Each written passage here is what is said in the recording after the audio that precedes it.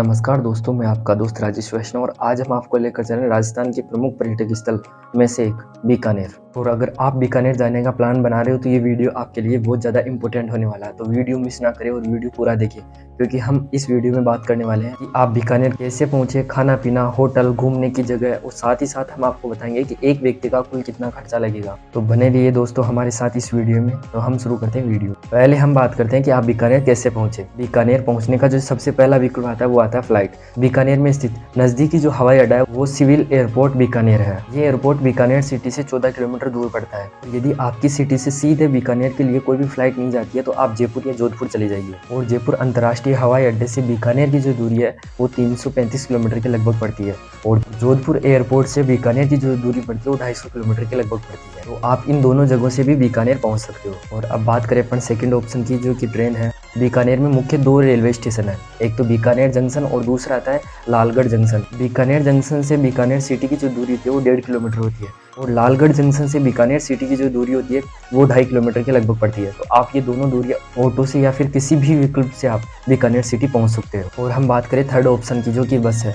तो Bikaner bus stop पर जैसलमेर, जोधपुर, जयपुर, बाड़मेर, पंजाब, हरियाणा, गुजरात और दिल्ली आदि क्षेत्रों से आपको डायरेक्ट बस बीकानेर के लिए अवेलेबल हो जाएगी। अब बात करते हैं कि आपको बीकानेर में कौन सी जगह स्टे करना है। बीकानेर पहुंचते ही आपको होटल कोट बाजार के आसपास लेनी है, क्योंकि कोट बाजार से बीकानेर की सभी जगह पास में ही पड़ती है।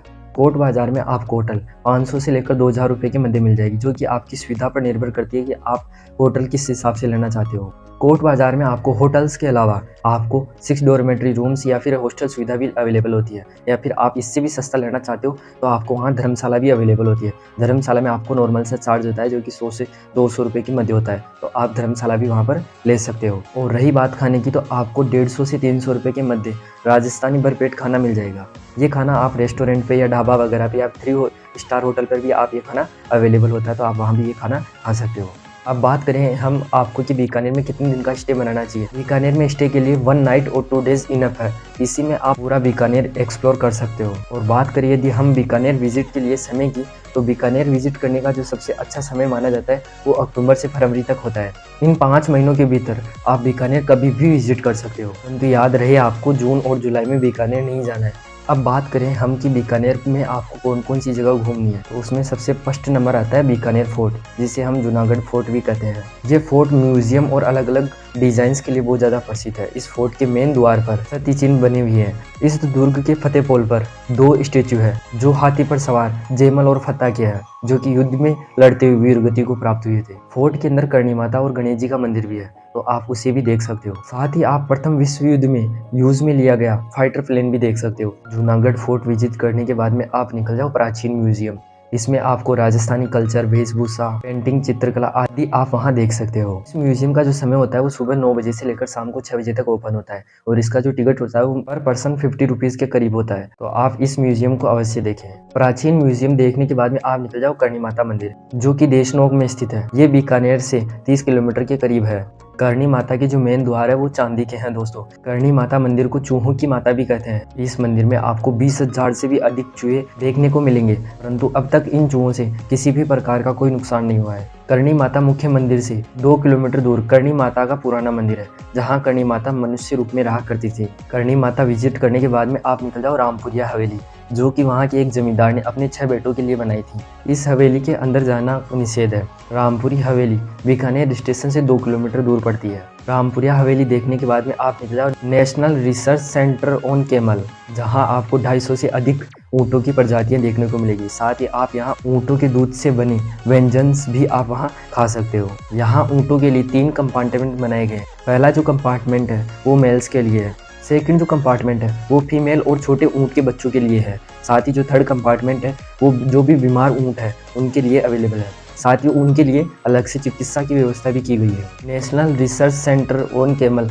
ये विजिट करने के बाद में आप निकल जाओ गंगा राजकीय संग्रहालय। वॉर में यूज़ की गई चीज़ें आप यहाँ देख सकते हो। इसका जो टिकट होता है वो मिडिल एजेस के लिए 20 रुपये होता है और एक स्टूडेंट के लिए 10 रुपीज़ के करीब होता है। इसका जो समय होता है वो सुबह 10 बजे से लेकर शाम को 5 बजे तक ही होता है, उसके बाद में इसे बंद कर दिया जाता है।